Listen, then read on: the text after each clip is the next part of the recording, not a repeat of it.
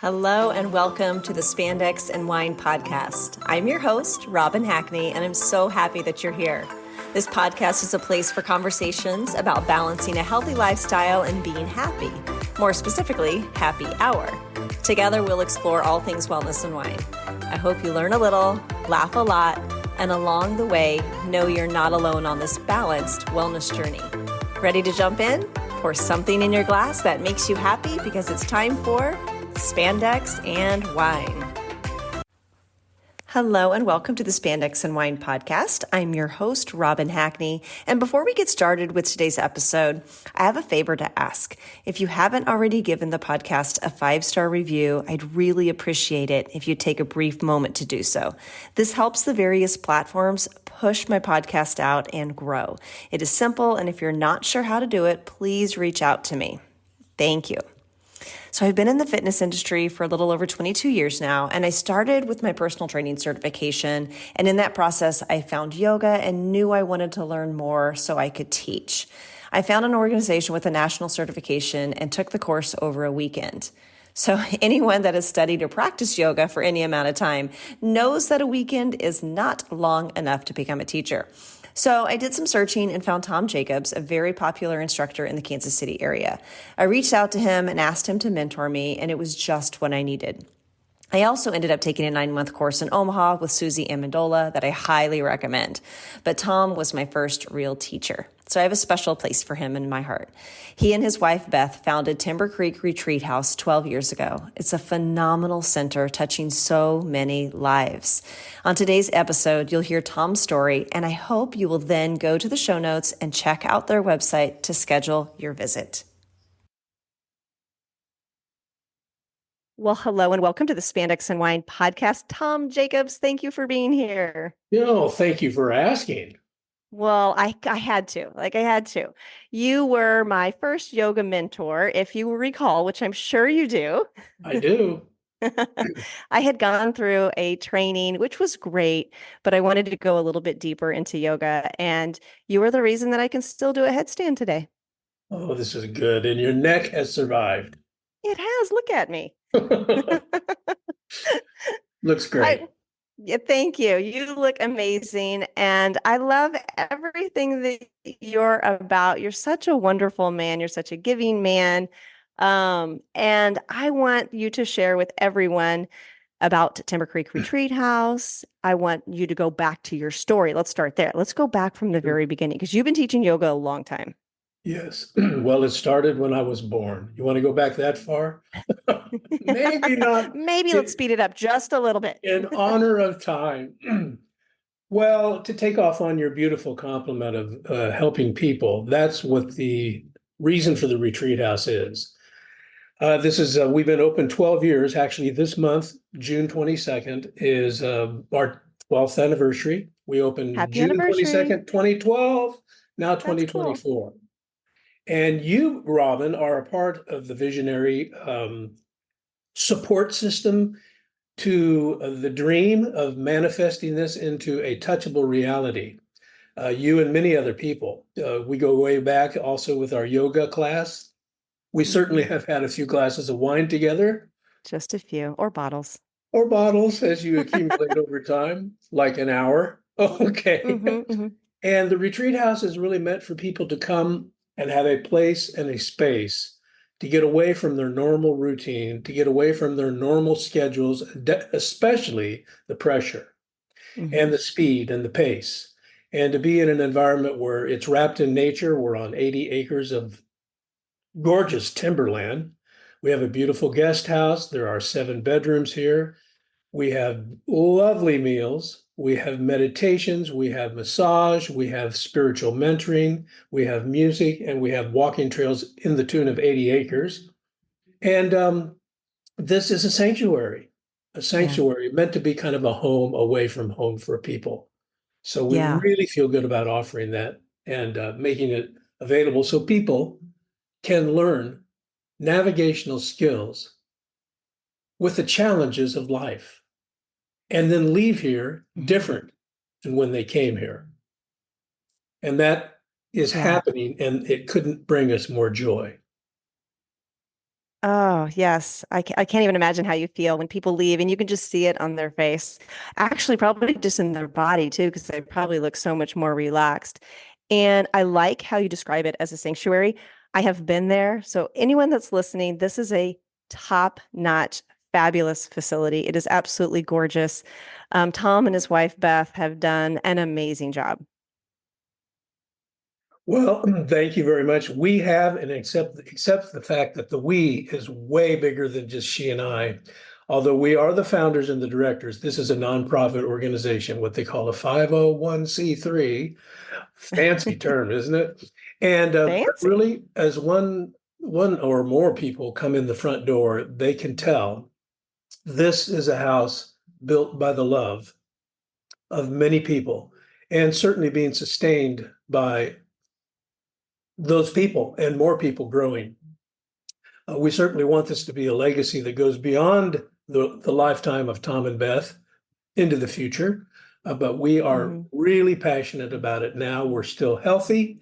If we're healthy and passionate, we're going to just keep on doing it. And it Yeah. shouldn't be noted that for people viewing this or hearing this, this is just a weekend retreat.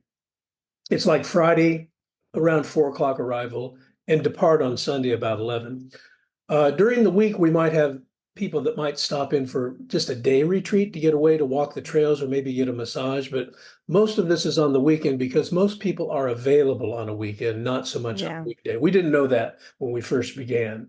But it also gives our staff a chance to rest. We have a wonderful chef named Heather Fisher Page. Beth and I are on the staff, and we have a lot of subcontractors as well that help in the kitchen, that help mow the grass, that help with the flower beds, and all the things that it takes to manage 80 acres and a guest house. So Yeah. it's become more smooth in its operations over 12 years, and we feel good about that. We're just learning every day about not just operations, but people and their needs and what Yeah. they're struggling with and what they're looking for in practical spiritual practices that they can take with them out into the nitty gritty of life. And to the point Yeah. where they're not just living peacefully, but they're also serving as a change agent in the world. Yeah. Yeah. So tell me, Tom, like, what can someone expect when they walk in the door? Like, when does someone typically arrive? When do they leave? What's going to happen during their stay? Well, we have a very simple schedule. It's called Bell, Meditate, Eat. So Okay. we have this big tower and it has a bell at the top. We pull the rope and the bell rings. People come in for a meditation. We're in there probably 25 minutes, and it's not all meditation. It's a blend of a message, like a teaching. I give a little teaching, maybe 5 or 6 minutes. We have about 10 minutes of actual quiet meditation. We have a little bit of music in the background. Sometimes I sing and play the guitar, but most of it's piped in peaceful music. And then we go eat. That happens 5 times throughout the weekend. Friday night, meditation, then dinner. Saturday morning, meditation, dinner. Same thing at midday, meditation, dinner or lunch, and then meditation, dinner in the evening. And same thing Sunday morning. The price is basically $215 a night, and it includes the food, it includes the room, Wow. it includes the meditations. If they spend any more, it would be for a massage or a mentoring session, or maybe they Hmm. might buy something out of our gift shop spontaneously. And it's a 2 night stay. And what they can expect is what I have seen them experience. I couldn't answer this question unless I've seen it. I Yeah. see them relax. I see them walk in the door and they say to me, "We felt something different just coming down the driveway." I go, Yeah. "Really?" They go, "Yes." It's something about a long driveway and entering into a forest Yeah. that somehow that it really affects people.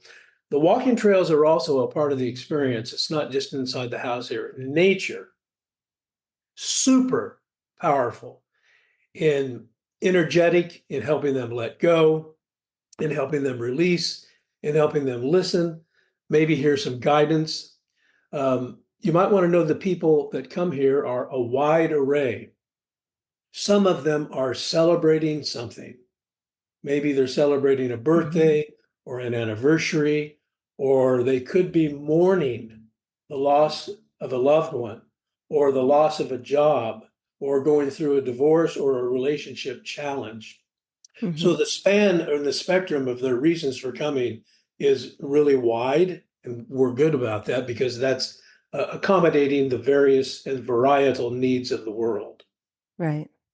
So whether they're happy or not, they leave happy. They leave at least with some tools in their box that they can use as they face challenges upon their departure. Yeah. I can't tell you how many times I've thought, like last minute, like, I wonder if he has space this weekend. And it's like Friday at 1, because that would be so nice. And I didn't realize that you allowed people to come or make reservations during the day just to come and have some peacefulness.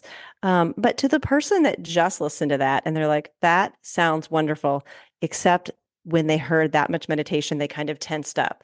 Because I have so many people say, there's no way I could sit that long. There's no way I can meditate. And I'm like, I think you have the wrong idea of what meditation is. So take us through that. Well, we certainly don't want someone to sit down for meditation and tense up. Yeah, That's an oxymoron. exactly. Well, first of all, they're looking out big windows onto nature. There's a little reflection pond right out the window. The music is very comforting. I would say of all the people that have come here in 12 years, probably only 40, maybe 35 to 40% of them have actually been schooled in how to meditate.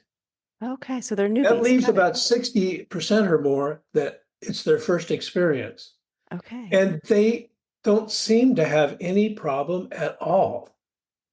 I'm talking for the first 5 or 6 minutes, like I said, a little teaching. The meditation time, really, the quiet time is only about 10 minutes. And the music is there, but it fades out into total silence.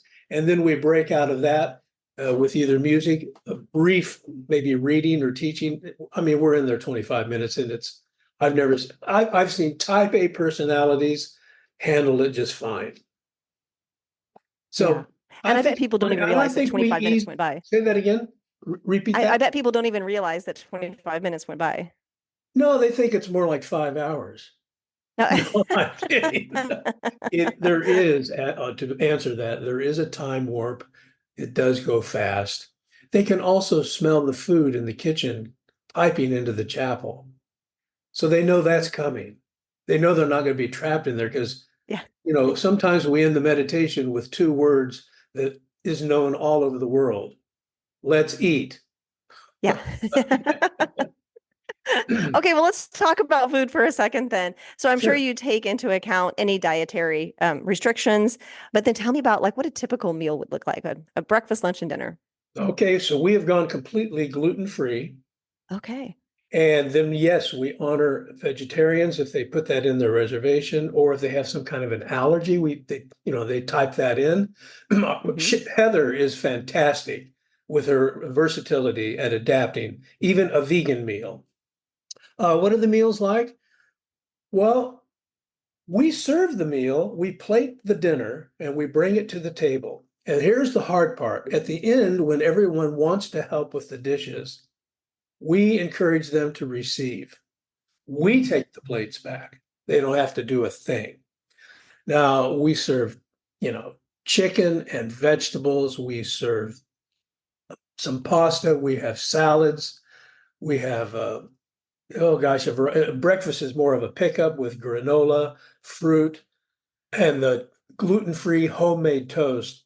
Honest to God, it's to die for. It's got 5 different flours in it. Wow. We have a friend that makes it for us every week. It's very, very good, especially toasted. So Nice. high quality meals. There's a dessert. Usually there's always cookies and fruit out on the counter 24/7. We have a coffee bar that's there 24/7, or tea or hot chocolate. And people just have the freedom to go to that anytime they want. So we Wow. keep them out of the kitchen for insurance reasons and also for the sanitation of food. But Sure. there's still coffee bar available to them and the fruit and cookies on the counter. So Yeah. Yeah. But also the healthy meal. receiving.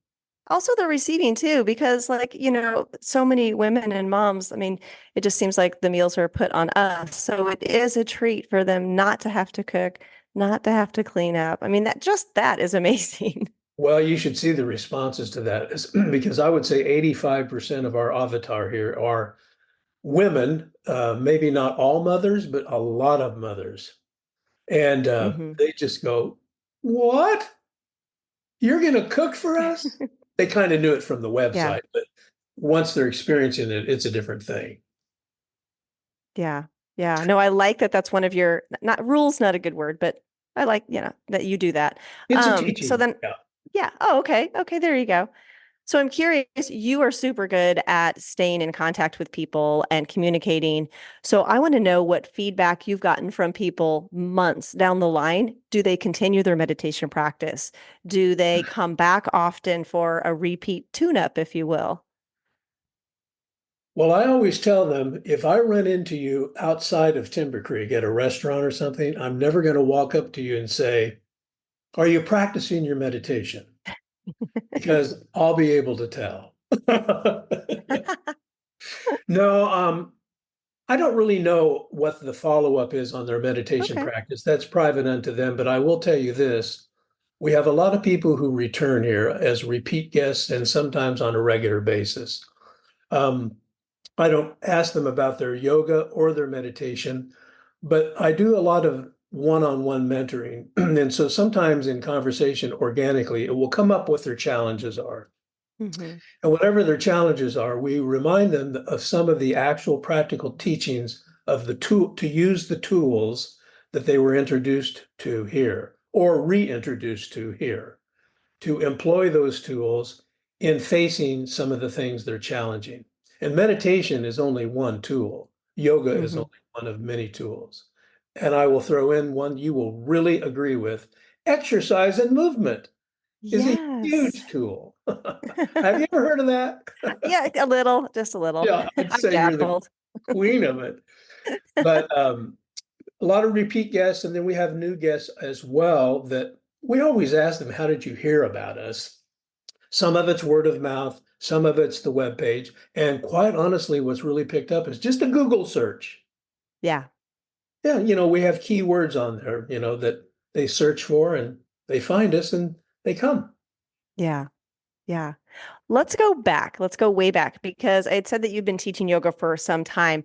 Tell me about how you got started with just yoga. And then I know that the Timber Creek Retreat House was a seed planted a long, long time ago that you've been sowing. So start with where your journey started. Well, I won't go back to the very start, but from just to point to your question, years ago, Beth is my wife, as you mentioned, Hmm. she and I were on the staff of a retreat house west of Leavenworth. And we also personally made retreats for all our lives since high school on. So we knew the magic of retreat, we knew the power of transformation. And Okay. once we were on the staff of this retreat house, we learned and saw firsthand what transformation can occur in people. And we thought, oh, back in 1989, we said, wow, we should do this. We told nobody about our dream. From Hmm. 1989 all the way to 1996, when we got married, Hmm. then we shared it with the general public. But from 89 to 96, it was a time of germination and visioning. Maybe a few people knew that we're inner circle. We didn't want anyone to poo poo on our parade or to say, oh, that's very ambitious. I'm not sure you can do that. So we Yeah. kept it private and then we released it in the news at our wedding reception, which happened Oh, in that's cool. 1996, August the 4th, in the Overland Park Marriott with 900 people. Oh my gosh. And my eight-piece ensemble gave a concert of love songs that night. And in the invitation, it said, "No gifts necessary. Your friendship is our greatest gift." And the second line completely contradicted it. And we said, "Any monetary gifts will go toward our dream of building a spiritual retreat house." And that night we were gifted with a lot of money, and Mm. it blew our mind. And Awesome. in days to follow, they mailed money in, thousands of dollars, quite honestly. And that was a thruster, or I guess you would say, a strong sign that, oh my gosh, confirmation, move forward. And gosh, in Hmm. 1996, CD rates were pretty good. So we stuck it in a CD, kept all that money separate. And throughout the years, all the way from 96 clear on up to 99, we became a nonprofit organization. We bought 40 acres more for Timber Creek from that money.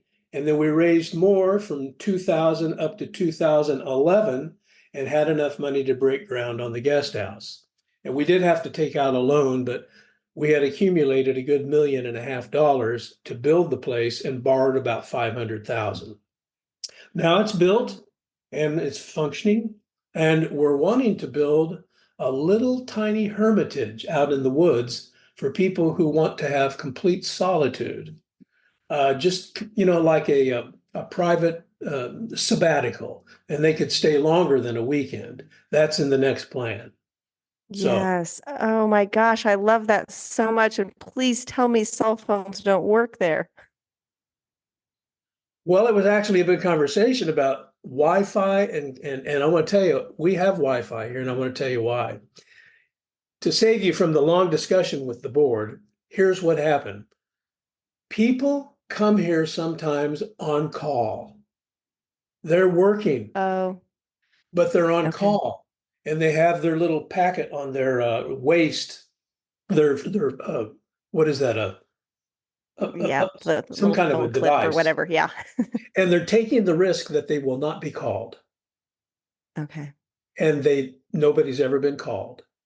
But they have Oh, to have good. Wi-Fi in order for that device to be connected to. Right. So that's one of the reasons we have Wi-Fi. Plus, we have music in the building, Pandora, which needs Yeah, Wi-Fi to function. And sure. so we're glad we did it. We didn't want to take people into a complete karate chop off of everything. We wanted to gently ease them into contemplative experience. Yeah. Yeah. I think I would be the one though that I would walk in and just hand you my phone and just tell you to hide it because I just want to totally step away. There are people who do that. They don't even Yeah. bring their phone in the house. They're welcome to if they want to, but we don't force it. And even if they do, I see them weaning off. I mean, they just naturally start going, man, nature is talking to me. Yeah. Yeah. Yeah. Over Memorial Day weekend, Dave and I were like, gosh, we had such a great weekend. And it was a perfect balance of, doing some yard work and housework and having fun. But the biggest piece to it was we weren't on our phones. That's We just huge. spent time with each other. I mean, it sounds so simple and so easy, but we just don't do it anymore. It's very difficult, and I'm part of this is the addiction to the phone, the instant communication, the instant answers that we want, the availability and the quick responses that everyone has raised the bar, I will use those words, to have that expectation fulfilled.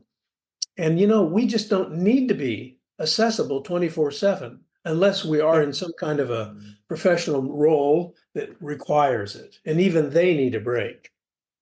Yep. Yep. I So, agree. We were talking to our youngest son not too terribly long ago and telling him that when Dave was in college and I was still in high school, we wrote letters to each other and we waited 3 to 4 days to get the answers to our questions. oh my gosh, I know. They were like, what? I'm like, yeah, you couldn't text your friend and say, meet me downstairs in 5 minutes. It was if you happened to see him on a Friday night, you saw them. that is a great example and ever Yes. so true. Ever so Yes. good uh, night. yeah. Well, you had mentioned your wedding and you mentioned the ensemble. And I know that every year you have a special concert. Can you tell us about your concerts that you do?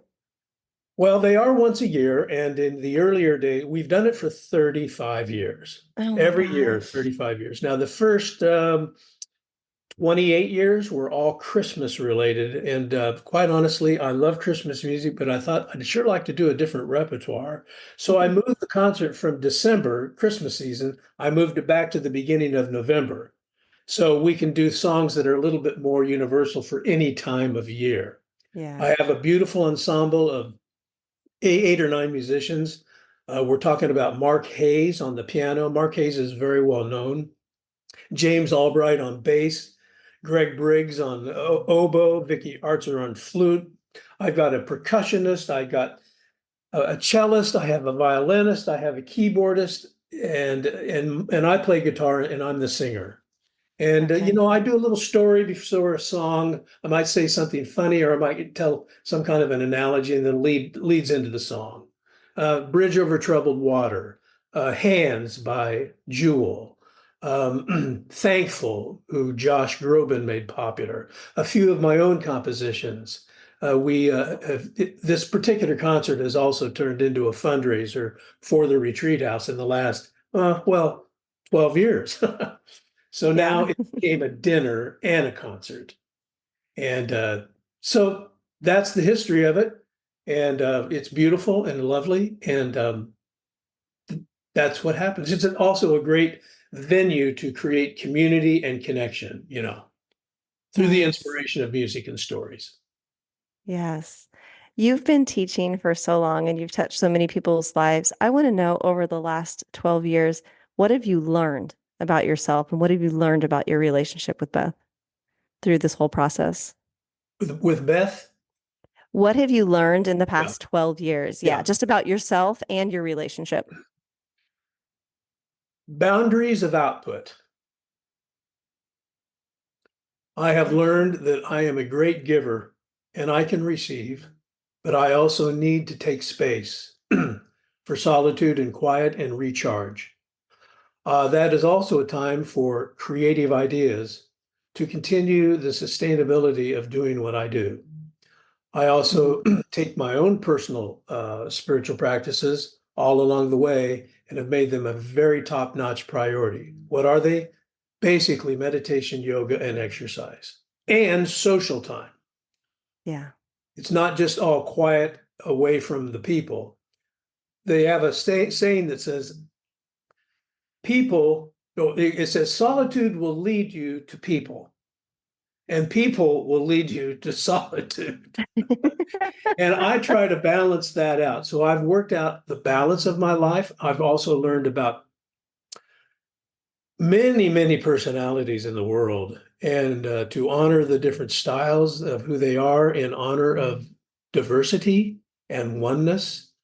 Um, I have learned firsthand and tasted and felt the pain of the world. And it has thrown me into the question of what is my response to all this? And I think and create a positive response. It's basically, how can I help? And, I'm not going to save the whole world. So I've learned, my parameters. Yeah. And I've learned a lot more that can't be done in a podcast. And besides, if Yeah. I told you any more, I'd have to charge you. That's great. So Tom, please share with the listeners like how they can find you. If you're on Instagram, Facebook, what your site is. Well, yes, our website is timbercreekretreat.org. Okay. That's the easiest one to find. I'm on Instagram, just Tom Jacobs. You'll find me. I don't do a lot on Instagram. Yes, we have a Facebook page. It's Tom Jacobs Facebook. Both Beth and I are on there. Those are pretty much our social media outlets, Okay. and they seem to be working fine. Nice. Nice. All Yeah. right. Well, I want to be respectful of your time, but is there anything else that you would like to share? Yes, absolutely. It's Okay. a gratitude to you. Oh, thank You you. started this podcast by telling your audience about how you came to me for yoga, Hmm. and you did. And I remember those. They were one-on-one meetings, and they were really good. And they were not just good for you, they were helping to me too, because it helps in the teaching style. But you also became one of the earliest visionary donors to this place before there was ever a building here. You were part of the groundwork Awesome. of bringing this into a touchable reality. And I don't like things to go unsaid. So I thank you for that in this public forum. Oh, And you're so sweet. yes, come on out here for retreat. We'll pamper the heck out of you. But this weekend has 2 cancellations, by the way. Oh, Yes. So there you go. But it's Father's Day Oh, that's weekend. You might want awesome. to do something It with your husband. is. Yes, yes. And now my son is a father for the second time here recently. So, I yeah. saw that. Congratulations. Thank You you. have beautiful Thank you. boys and now grandchildren. This is amazing. I know, isn't it? Isn't You're it? the most fit grandmother in the world. Well, I don't know about that, but thank you. And they don't even know that you're 104. Right. I mean, this is what yoga and wine will do for Well, you. yoga and wine, there's a preservative there. Well, I too want to thank you. When I did seek you out, it was because I was hungry for more and wanted to learn more, and get a stronger root. So you did that for me, and I really appreciate that. And you've been a friend since then. And that was in like 2003, I think. It's been Yeah. over 20 years. Yep. Yeah. Yep. Over 20. Yeah. Yeah. Well, mutual. And let's say to be continued. I love it. I love it. Well, thank you so much for being here. You bet, Robin. Take Namaste. care. Namaste. Seriously, you guys, Tom is such a wonderful man, and what he and Beth are doing is helping so many people. Who wouldn't want to experience a retreat like this? In fact, on their homepage of their website, it says renew, refresh, return to life. That is calming just reading it. I hope you'll visit the link in the show notes to learn more about the retreat house and schedule a visit. Tell him Robin with Spandex and Wine sent you. A big thank you to Tom for sharing his time and his story. Thank you for listening. If you're enjoying this podcast, be sure to follow Spandex and Wine so you don't miss an episode. To do this, just go to the podcast and click subscribe or follow wherever you are listening. Look for the plus sign or follow button. This is one of the best things that you can do for the podcast. If you'd also be willing to give a 5-star review, that would be amazing and much appreciated. Lastly, please share an episode with a friend or 5 to keep the love going, and join the Spandex and Wine community in our private Facebook group by searching Spandex and Wine. Feel free to reach out to me at any time by emailing info@spandexandwine.com or text me at 913-392-2877. I appreciate you. Thank you.